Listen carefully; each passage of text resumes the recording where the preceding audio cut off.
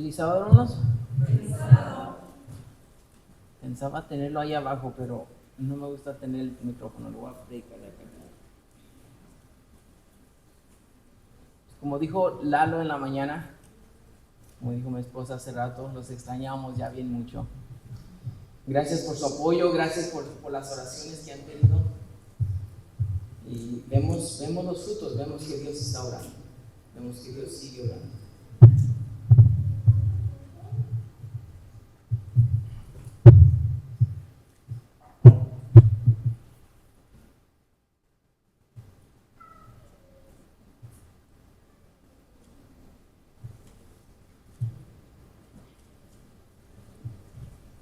Ahora pronto ha sido una cosa tras otra cosa. Allí en el trabajo falleció uno de nuestros, una ex compañera de trabajo falleció. Pasa lo de mi suegro. Después de eso, una señora del trabajo también no podía hacer del baño, y resulta que cuando comenzó a tener mucho dolor y el intestino se le reventó por dentro. Estaba en ICU, de hecho todavía está en ICU.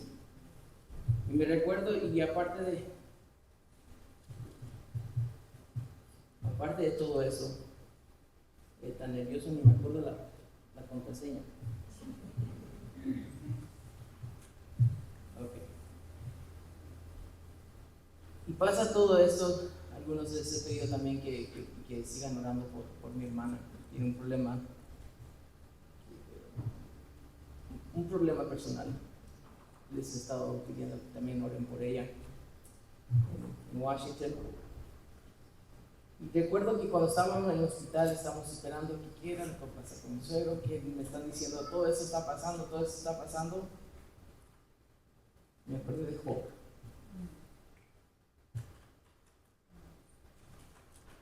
Desnudo, salí de mi madre. Yo regresaré desnudo. El Dios quita, el Dios da y Dios quita. Bendito sea el nombre de Dios.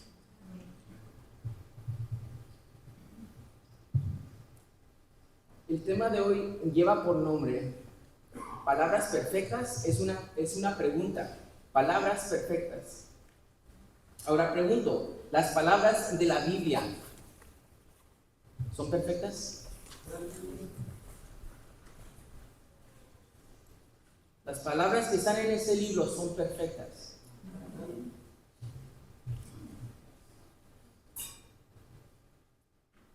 Cuando era joven, o sea, hace mucho tiempo, había ciertos pasajes de la Biblia que me causaban dudas. De hecho, la lección de este trimestre nos ha aclarado muchos de lo que vamos a repasar hoy en día. Pues antes de comenzar, vamos a pedirle la dirección divina. Amado Padre, aquí estamos, no para oírme a mí, Señor, sino para oírlo a usted. Gracias, Señor, porque usted sigue actuando en nuestras vidas. Ayúdenos, Señor, a poder entender quién es usted, para así poder reflejarlo. Pido que su Santo Espíritu sea el que nos guíe esta mañana. Esto se lo pido en el nombre de Cristo Jesús. Amén.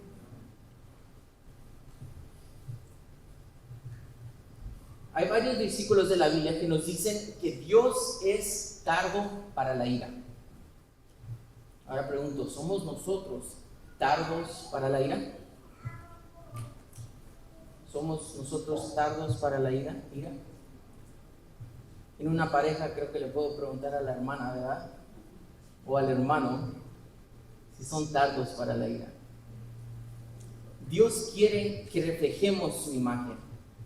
Y para eso nosotros debemos conocerlo tal cual Él es. Por eso es importante conocer la verdad acerca de Dios. Comencemos nuestro estudio hoy en día con una cita que se encuentra en Números. Vayamos a Números, que fue la lectura bíblica. ¿Okay? Números 14, 18. Números 14, 18. Le doy lectura. Jehová tardo para la ira y grande en misericordia, que perdona la iniquidad y la rebelión, aunque de ningún modo tendrá por inocente al culpable, que visita la maldad de los padres sobre los hijos hasta los terceros y hasta los cuartos. Este versículo comienza diciendo que Dios es tardo para la ira. Sin embargo, después nos dice que Dios, ¿qué hace? Castiga. ¿Okay? Al leer estos pasajes de joven, la primera parte de este texto me traía en esperanza, pero la última parte del texto me alejaba de Dios, que no entendía. Salmos 103, verso 8. Salmos capítulo 103, versículo 8. Le doy lectura. Misericordioso y clemente es Jehová, lento para la ira y grande en misericordia. Aquí nuevamente nos resalta que Dios es tardo para la ira y grande en amor. Ahora vamos a Nahum 1:3. Y no más vamos a leer la primera parte. Nahum capítulo 1, verso 3. Nos dice así Nahum 1:3. La primera parte dice: Jehová es tardo para la ira y grande en poder, y no tendrá por inocente al culpable. Aquí parece que tenemos una tensión en este versículo. ¿Okay? Dios es tardo para la ira, pero después nos dice que no tendrá por inocente al ¿qué? Al culpable. Ahora vamos a ver otro pasaje que me causaba mucho conflicto. Vamos a leer en Números capítulo 11. Vamos a leer Números capítulo 11 del versículo 1 en adelante. Números 11 del 1 en adelante. Amén. Dice: si aconteció que el pueblo se quejó a oídos de Jehová, y lo oyó Jehová, y ardió su ira, y se encendió en ellos fuego de Jehová, y consumió uno de los extremos del campamento. Entonces el pueblo clamó a Moisés, y Moisés oró a Jehová, y el fuego se extinguió. Y llamó a aquel lugar Tabera, porque el fuego de Jehová se encendió en ellos. ¿Cómo puedo yo armonizar los otros versículos que acabamos de leer, donde dice que Dios es tardo para la ira, con este versículo? Con este pasaje, con este evento. ¿Será que como que Dios se le llenó la copa y como un volcán salió la ira de Dios? ¿Así funciona? ¿Cómo armonizo que Dios es tardo para la ira con eso? Ahora vayamos a Levítico. Levítico capítulo 10. Vamos a leer versos 1 y 2. Levítico capítulo 10, versos 1 y 2. Y dice así: Nadab y Abiú, hijos de Aarón, tomaron cada uno su incensario y pusieron en ellos fuego, sobre el cual pusieron incienso, y ofrecieron delante de Jehová fuego extraño que él nunca les mandó. Y salió fuego delante de Jehová, y los quemó, y murieron delante de Jehová. Nuevamente, como que Dios se enoja y los quemó a Nadab y Abiú, y Aarón se queda sin 2 hijos. vuelvo a preguntar, ¿cómo armonizo que Dios es tardo para la ira con estos versículos? Otro ejemplo, Usa y el arca del pacto. El arca del pacto había estado en la casa de Aminadab, el padre de Usa. David decide trasladar el arca del pacto de la casa de Aminadab a Jerusalén. ¿Y qué es lo que nos dice la Biblia que pasó en este trayecto? Vayamos a 2 de Samuel. 2 de Samuel 6, versículos 6 y 7.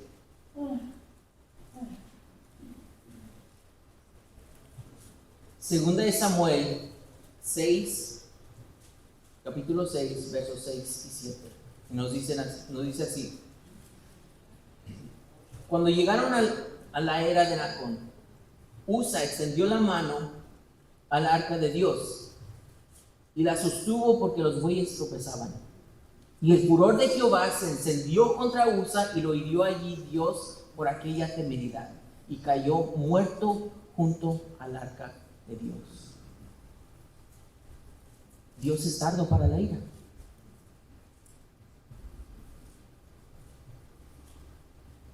¿Por qué los filisteos tocaron el arca para ponerla en el carro y ellos no murieron? ¿Se han preguntado? ¿Por qué Usa sí murió? Porque Usa sabía la ley de Dios y lo que debían de hacer, y aún así tocó el arca. ¿Cuáles eran los únicos que podían tocar el arca y ver el arca descubierta? ¿Quiénes eran? Los sacerdotes, los descendientes de ¿quién? De Aarón. Ahora, los pasajes que leímos ahora quiero que enfatizar que los pasajes que leímos no nos explican lo que Dios es. Nos dicen lo que Dios hizo, no lo que Dios es. ¿Okay? Entonces yo al leer estos pasajes no me daban ganas de relacionarme con un Dios así, porque no lo entendía. Me causaban un poco de confusión, por lo mismo, porque no entendía. Ahora pregunto, hermano y hermana, que me escuchas, ¿quién es Dios para ti? ¿Quién es Dios para ti? ¿Es un Dios que en cualquier momento se puede llenar de furor y destruirte? ¿O es un Dios tardo para la ira? Luego entendí un principio que es bien importante.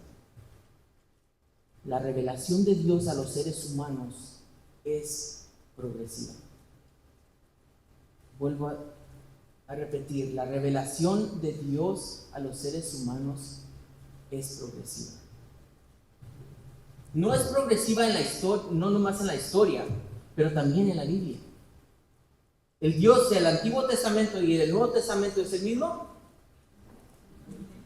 ¿El Dios del Antiguo Testamento y el Nuevo Testamento es el mismo?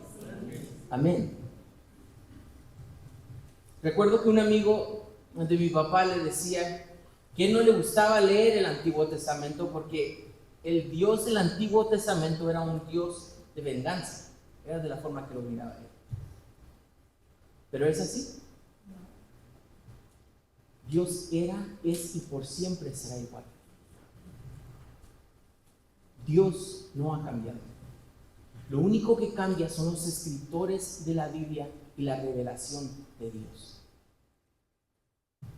La revelación, ahora quiero que entendamos esto. Hay muchas cosas que hoy en día nosotros entendemos, especialmente por ejemplo en las profecías. ¿Por qué es que ahora entendemos todo lo que ha pasado? Porque ya pasó, ¿verdad? Para ellos era un poquito más difícil entender porque no había pasado todavía.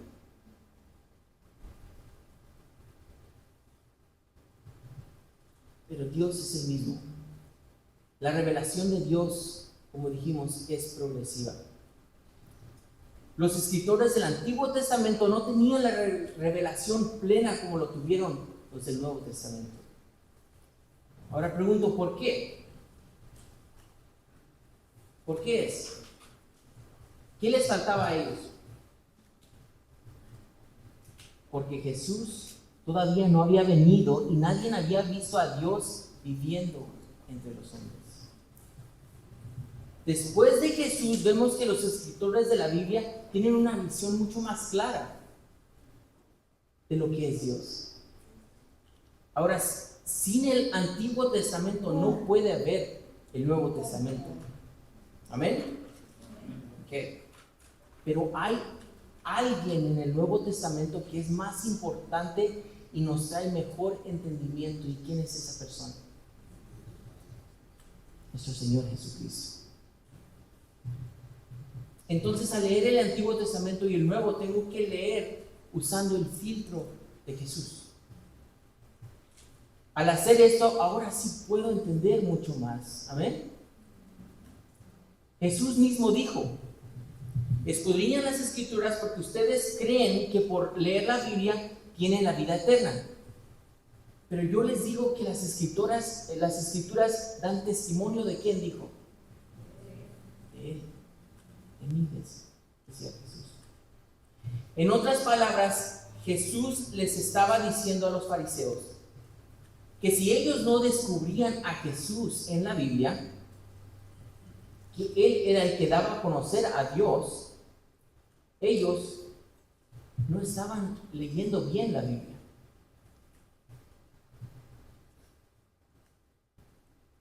Entonces los pasajes que leímos, yo los tengo que interpretar a la luz de Jesús.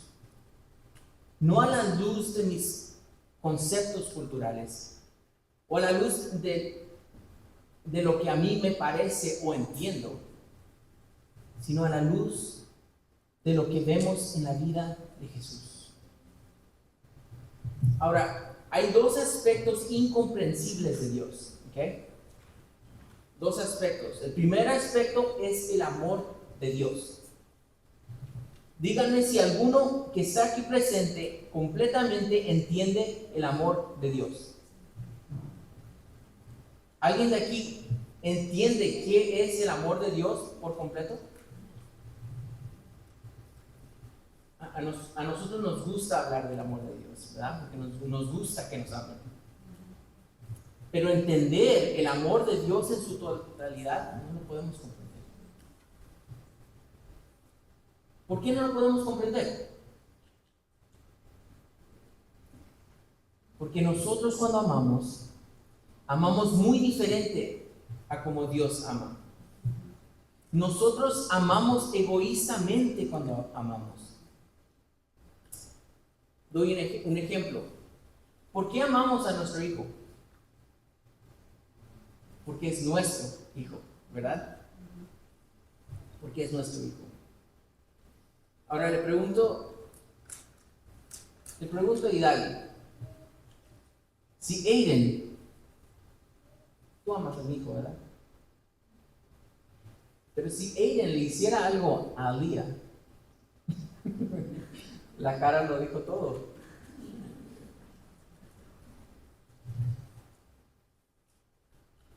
A pesar que el amor más grande en este mundo es el amor a un padre, la madre, un hijo, una hija, o el amor a nuestra pareja, nuestro egoísmo está mezclado en ese amor.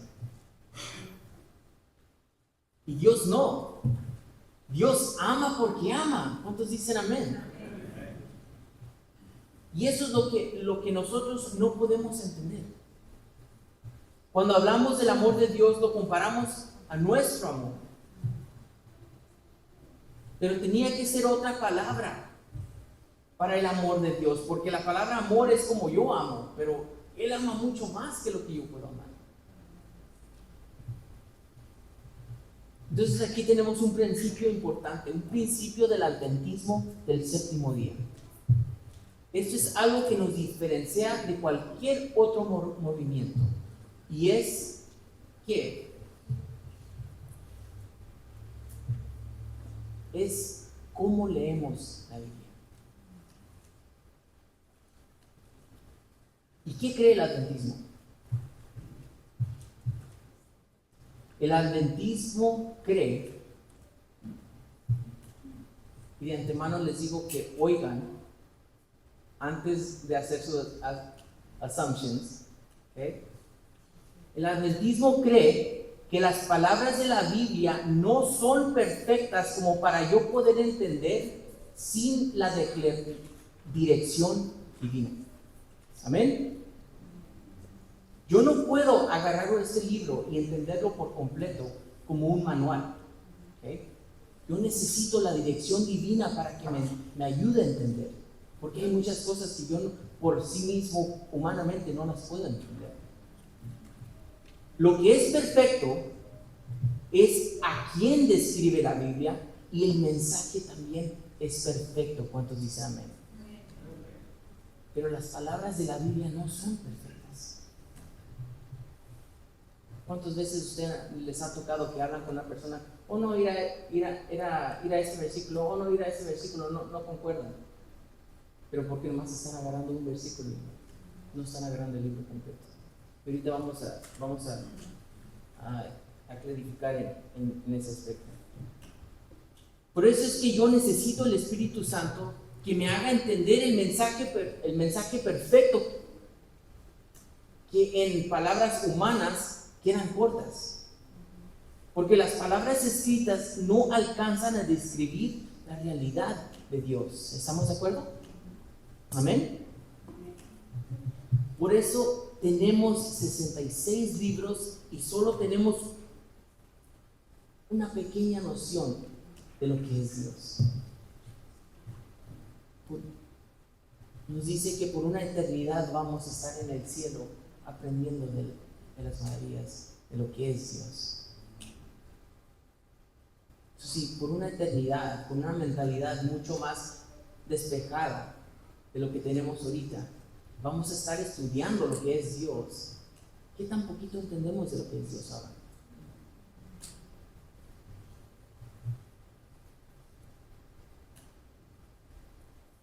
Porque el ser humano es un ser imperfecto. Porque el ser humano, un ser imperfecto, no puede describir a Dios, que es perfecto en su totalidad. Ahora, el movimiento adventista cree que las palabras de la Biblia no son perfectas, pero describen a un Dios perfecto y tienen un mensaje perfecto. Amén. Al entender este principio y al entender que hay dos aspectos de Dios que no comprendemos en su totalidad, uno, como dijimos, que es el amor de Dios, y el otro es la ira de Dios. De hecho, la ira de Dios era el aspecto de Dios que me chocaba más. ¿Por qué nos incomoda la ira de Dios? Porque la relacionamos o la comparamos con nuestra ira. Con nuestra ira. Nuestra ira es una ira descontrolada. Es una ira que trata de vengarse y de ponerse en el centro y decir, aquí lo que importa soy yo. Esa es nuestra ira. Por eso es que cuando ciertas personas leen la Biblia, como estábamos diciendo, y no piden la dirección divina, comienzan a tener problemas con la Biblia. Y dicen como el amigo de mi papá, lo que decía, yo no puedo creer en ese Dios del Antiguo Testamento que se pasa matando gente. Y para entender esto, vamos a tener un ejercicio, ¿ok? Y yo les he dado a dos personas un versículo de la Biblia, ¿ok? ¿Lo leyeron? Sí, ok. Después de que ellos den su respuesta, vamos a todos repasar el versículo que les dimos, ¿ok? Entonces, ¿entendieron el versículo que leyeron? ¿Sí entendieron el versículo que leyeron? ¿Sí? ¿Ya? Ok.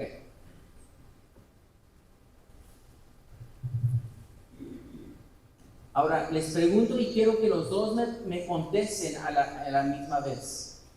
Hermano Jorge y Eli o José. ¿Quién incitó a David a hacer un censo? Los dos al mismo tiempo. ¿Quién los incitó? ¿Quién? ¿Cómo dijeron? Dios. ¿Y ustedes qué dijeron? Satanás. Wow, ok. ¿Quién incitó a David a hacer un censo? El hermano nos dice Dios, y la hermana Eli nos dice Satanás. Y vamos a repasar estos versículos para que entiendan, ¿ok? Ahora pregunto, ¿la Biblia se contradice? No, eso es lo hermoso de la Biblia. El primer grupo dice Dios y el segundo grupo dice Satanás, ¿ok? ¿De dónde sacan la verdad el primer grupo? El hermano Jorge, ¿de dónde sacó esa verdad? En el texto dice que Dios invitó a David. En la Biblia, ¿verdad? Sí, la Biblia. De la Biblia lo sacó. Sí. ¿Ustedes de dónde sacaron esa verdad? De la Biblia, ¿verdad? ¿Amén? Ok. Entonces, ¿cómo podemos ver si fue Dios o Satanás? Tenemos que pedir dirección divina para poder entender. Amén. Tengo que leer el libro entero y no nomás usar un texto aquí y un texto allá. Tengo que entender el libro completo. Ahora, alguien dirá, entonces no puedo creer en la Biblia. Claro que puedes creer en la Biblia, porque apunta a un mensaje perfecto y a un Dios perfecto. Pero está escrito en palabras no perfectas. Por eso aclaro, necesito una dirección divina. Yo no puedo entender ese libro por mí, por sí solo. Tengo que leer en humildad y oración. Pero muchos leen la Biblia para demostrar qué tanto saben. La Biblia es para descubrir quién es Dios. Amén. En inglés dicen Bible, las 5 letras de Bible, es Basic Instruction for Living Earth.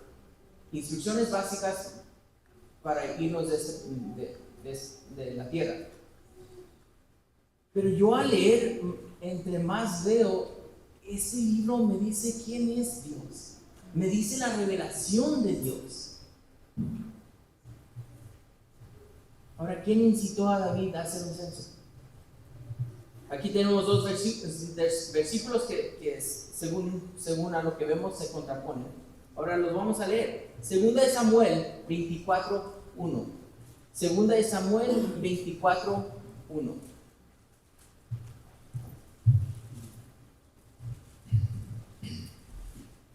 Segunda de Samuel 24:1 nos dice así: volvió a encenderse la ira de Jehová contra Israel e incitó a David contra ellos a que dijese: ve, haz un censo de Israel y de Judá. ¿Okay? En ese versículo nos dice que ¿quién fue? ¿Quién le incitó? Jehová, Dios, ¿verdad? Ahora vamos al segundo texto. El segundo texto se encuentra en Primera de Crónicas 21:1.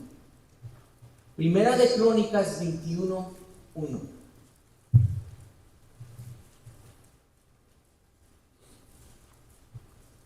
Primera de Crónicas 21:1 dice así: pero Satanás se levantó contra Israel e incitó a David a que hiciese censo de Israel. Así vemos los dos textos ahora sí. Entonces, ¿es Dios o Satanás? Esto nos demuestra que no podemos confiar en nuestro entendimiento humano de la Biblia.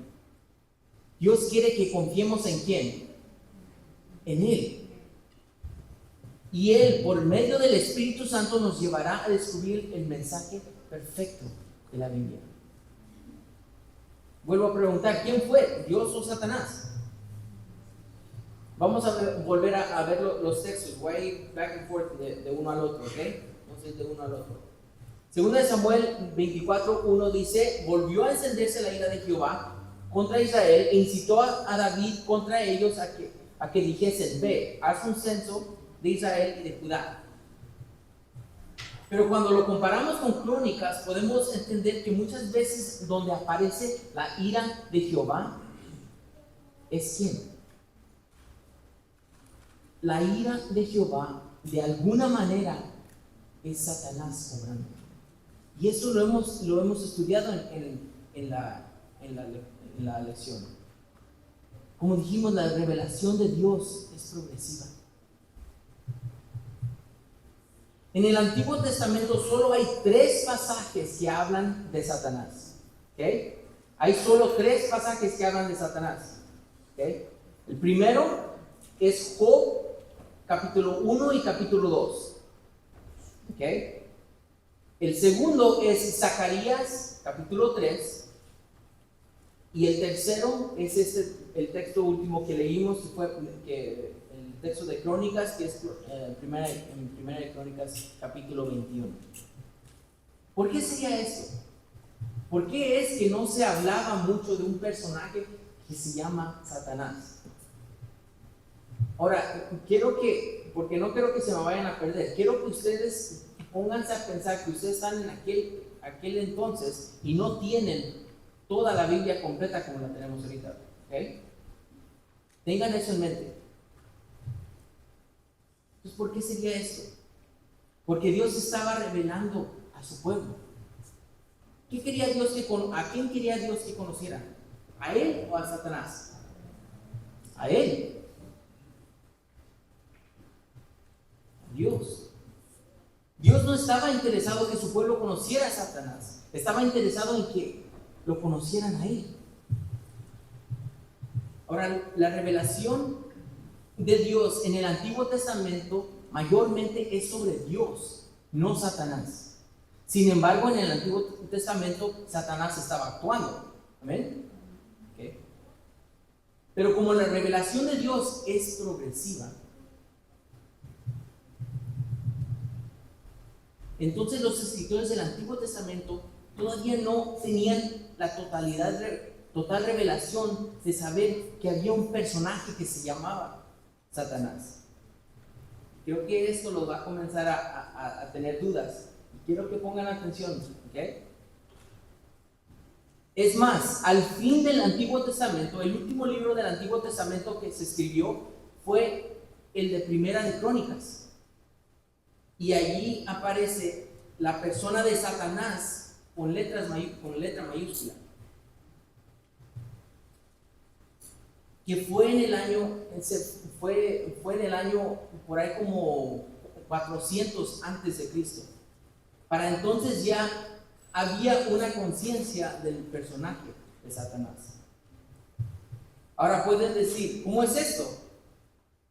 ¿Que no aparece Satanás en el jardín del Edén? ¿Están preguntando eso? No. En la descripción de la Biblia, ahora quiero que pongan atención a esto. En la descripción de la Biblia, vemos una descripción de una serpiente, pero en ningún lado aparece que esa serpiente es Satanás. Ahora pregunto, ¿cómo sabemos que esa serpiente es Satanás? Primero porque deducimos, y después porque en el Nuevo Testamento me dice que es Satanás.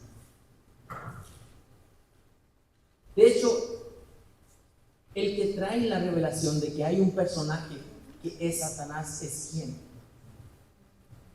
¿Quién fue tentado? Jesús. Jesús es el que explica más de Satanás. Luego Juan, en Apocalipsis 12:9, lo leímos ahora en la mañana, dice que la serpiente que apareció en el Edén era Satanás. Y nosotros lo tenemos claro porque hace 2000 años que venimos repitiendo lo mismo que dijo ¿quién? ¿Quién escribió el Apocalipsis? Juan.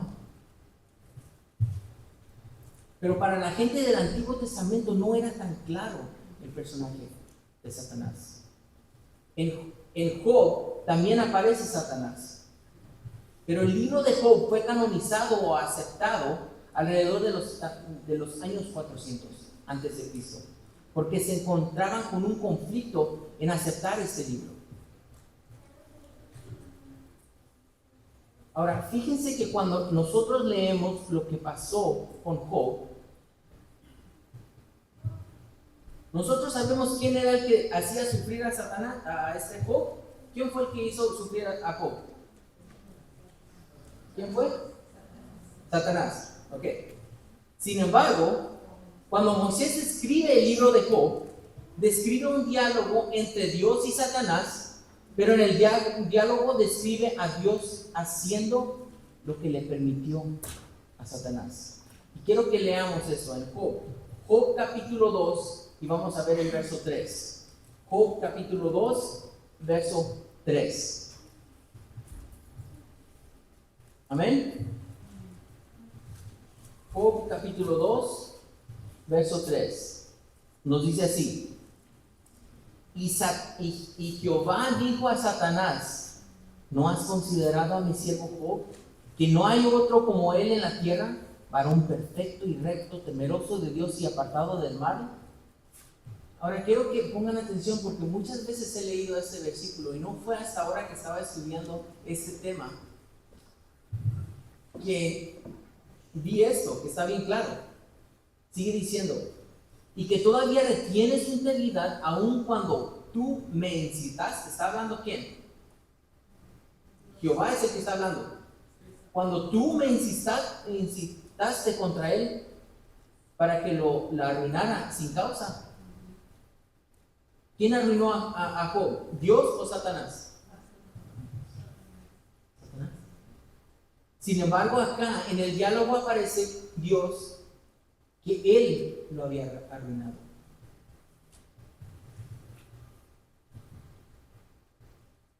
¿Qué nos quiere decir esto? Y esto lo acabamos de estudiar en la lección. Y es que en la Biblia vamos a encontrar que a Dios se lo presenta muchas veces como haciendo lo que Él permite. Lo vuelvo a repetir. En la Biblia vamos a encontrar que a Dios se lo presenta muchas veces como haciendo lo que Él permite. Veamos otro evento en el Antiguo Testamento. Veamos en Números 21. Vamos a leer del verso 4 en adelante. ¿Okay? Aquí el pueblo de Israel está en el desierto. ¿Okay? Números 21, 4 en adelante. Números capítulo 21, verso 4 en adelante. Después partieron del monte de Or, camino del Mar Rojo, para rodear la tierra de Edom, y se desanimó el pueblo por el camino, y habló el pueblo contra Dios y contra Moisés. ¿Por qué nos hiciste subir de Egipto para que muramos en este desierto? Pues no hay pan ni agua, y nuestra alma tiene fastidio de este pan tan liviano. Ahora quiero que se enfoquen en el versículo 6. Y Jehová envió entre el pueblo serpientes ardientes que mordieran al pueblo. Y Jehová envió entre el pueblo serpientes ardientes que mordieran al pueblo, y murió mucho pueblo de Israel. Yo había tenido un tema de esto hace tiempo. No sé si se recuerda. Pero aquí nuevamente como que Dios se enoja y les manda serpientes para que aprendan. ¿Así es Dios? Les manda serpientes para que aprendan.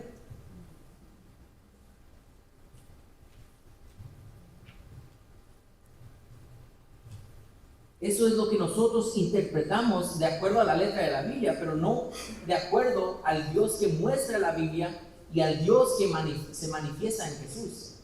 ¿Estamos de acuerdo?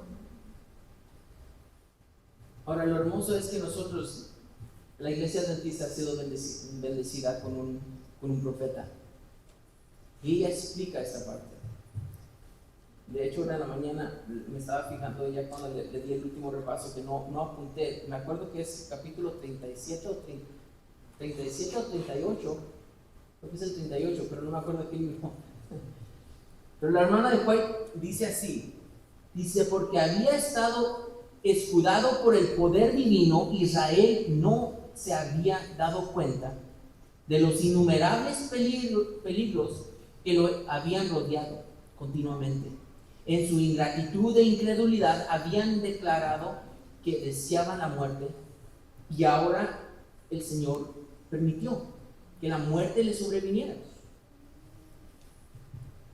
Las serpientes venenosas que pululaban en el desierto eran llamadas serpientes ardientes a causa de los terribles efectos de su mordedura, pues producía una inflamación violenta y la muerte al poco tiempo. Cuando la mano protectora de Dios se apartó de Israel, muchísimas personas fueron atacadas por estos reptiles venenosos. Vuelvo a preguntar, ¿Dios mandó las serpientes? No, las serpientes ya estaban. Lo único que hizo Dios es permitir. ¿Y qué es permitir? Dios se apartó un poquito del pueblo para que el pueblo viera cómo eran las condiciones sin él, sin la protección de Dios. Tenemos que entender que con tus acciones hablas y con tus acciones pides cosas. Y Dios en su amor te da lo que pides. Si tú insistes en una conducta o actitud inapropiada, entonces Dios se retira un poquito para que tú veas qué significa vivir sin su protección. Pero Él no te castiga así. Se retira respetando tu decisión de que tú no quieres estar con Él.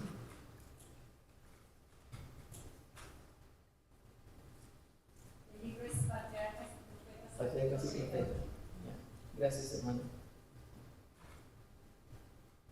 Esa es la ira de Dios, el cosechar las consecuencias de lo que dijimos.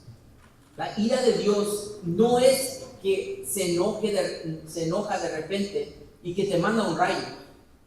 Ese no es como funciona. Es el apartarse de ti para que coseches lo que con tus palabras o con tus acciones tú pides. Ahora vamos a ver en el Nuevo Testamento lo que Pablo nos dice que es la ira de Dios. Vamos a Romanos capítulo 1. Ahora ya Pablo aquí ya tiene una clara revelación de lo que fue Cristo aquí en la tierra, ¿verdad? Ahora vamos a ver qué es la diferencia entre los profetas del Antiguo Testamento ahora a Pablo, como lo describe. Vamos a leer Romanos capítulo 1 y vamos a leer del verso 18 al 32. Romanos 1, 18 al 32. Amén. Porque la ira de Dios se revela desde el cielo contra toda impiedad e injusticia de los hombres que detienen con justicia la verdad.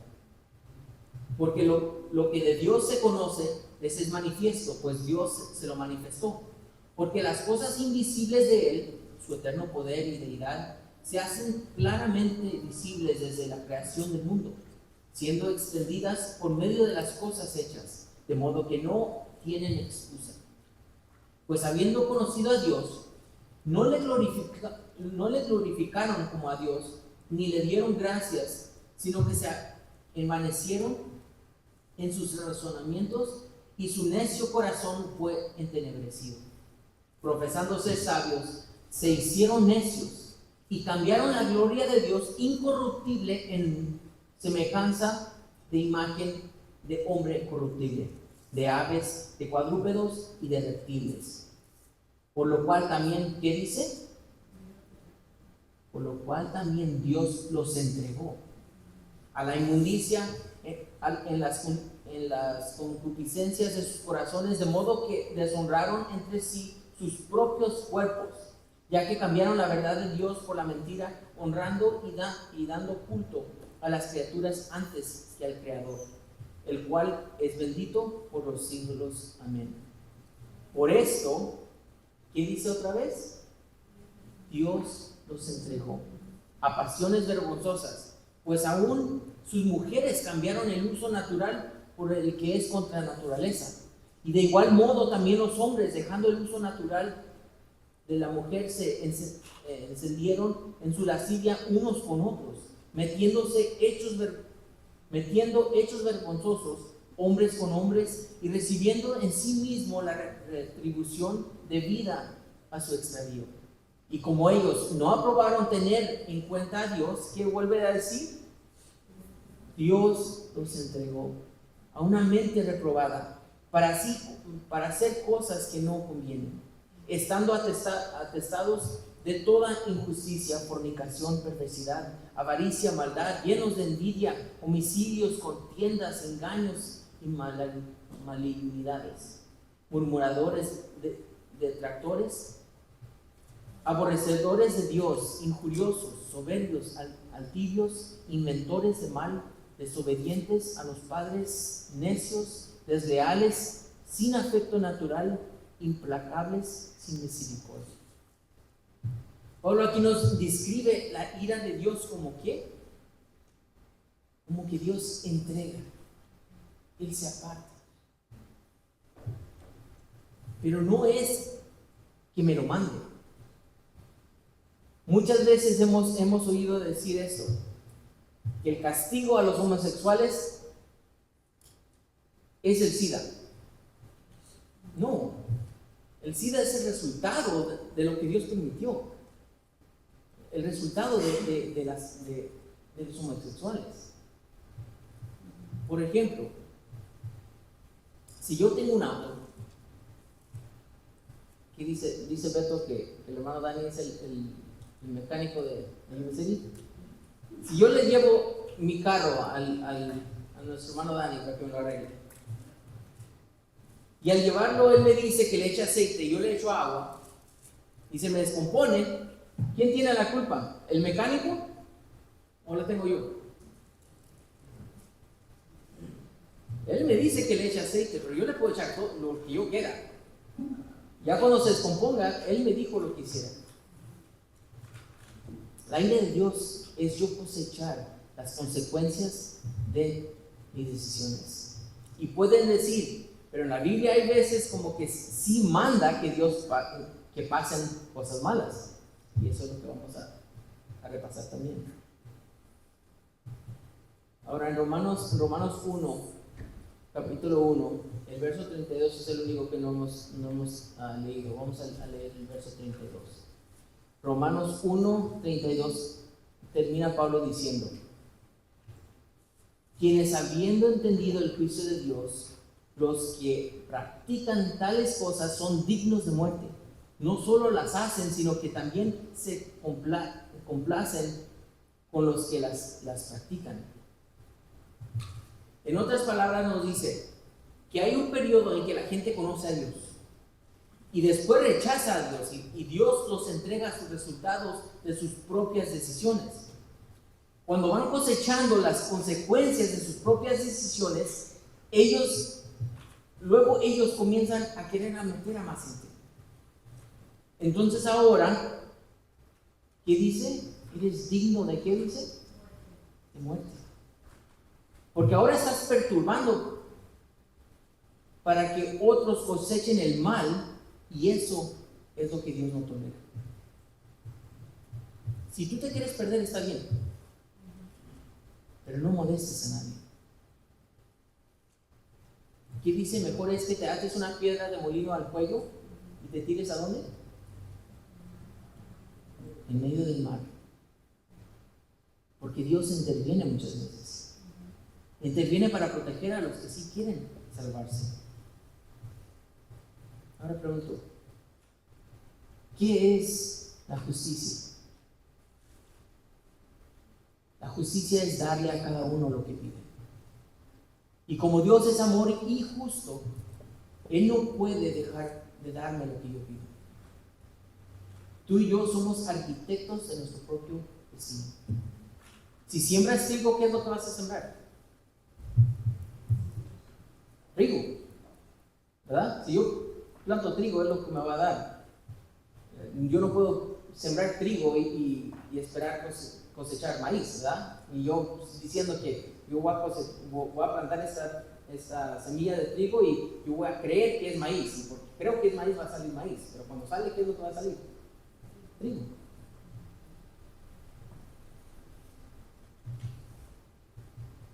La conclusión.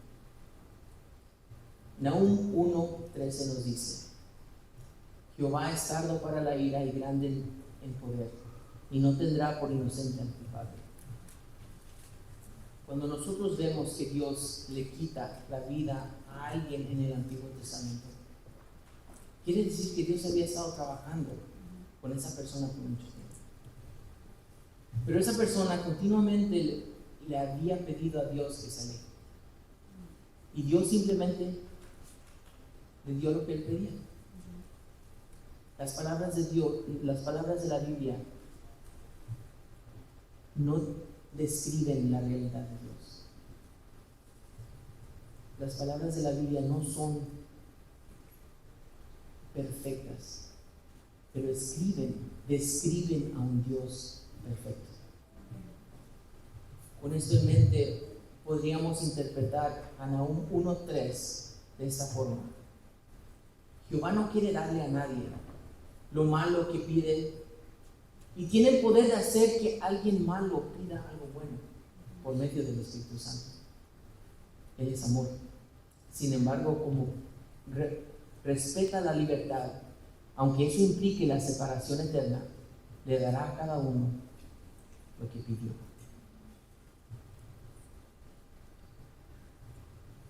Tú eres arquitecto de tu propio destino. Tus decisiones determinan lo que vas a elegir. Lo único que te pide Dios es que seas amigo de Jesús. Cuando eres un verdadero amigo de Jesús, Él se encarga de corregir tu conducta. Podemos decir: es que tengo muchos errores. Eso no importa. Si tú te refugias en Jesús, ya Jesús pagó lo que tú y yo merecíamos. Pero es que yo no sé si voy a poder cambiar. Dios no te pide, lo único que te pide es que estés con Él. Déjale lo demás a Él.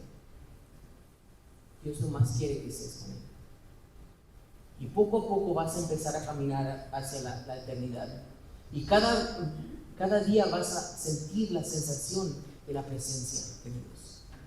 Un Dios real. Un Dios que no es descrito en palabras imperfectas, sino que es un Dios perfecto que ahora vive en tu experiencia. Y cada día lo conozcas mucho mejor. Que Dios los bendiga y que esa pueda ser tu experiencia y la mía. Que Dios me los bendiga. Vamos a tener una palabra de oración. Amado Padre, gracias, Señor, por haber pagado el precio que nosotros merecíamos. Gracias, Señor, porque usted nos hace coherederos con su Hijo. Gracias porque nos acepta como vengamos, Señor. Señor, ayúdenos a poder escudriñar sus escrituras humildemente y siempre pidiendo que su Santo Espíritu sea el que nos guíe. Que su Santo Espíritu sea el que nos lleve al entendimiento. Señor, que no nomás queramos leer las escrituras para poder saber más que los demás. Si usted nos acepta como vengamos, nosotros también debemos de aceptar a los demás como vengan, Señor. Nosotros nomás debemos de sembrar esa semilla y usted la va a hacer crecer. A veces nosotros nos enfocamos en querer cambiar a la persona. Y eso donde estamos mal, querido Padre. Ayúdenos, Señor, a tener ese amor que usted tiene. Ese amor que nos ama, no importa cómo seamos. Señor, le pido que cada uno que está aquí presente, que nos ayude a seguir en nuestro caminar con usted. Que nos ayude a poder seguir confiando en usted. Para poder algún día, no muy lejano, poder reflejarlo. Gracias, querido Padre. Por esto se lo pido y se lo agradezco en el nombre de Cristo Jesús.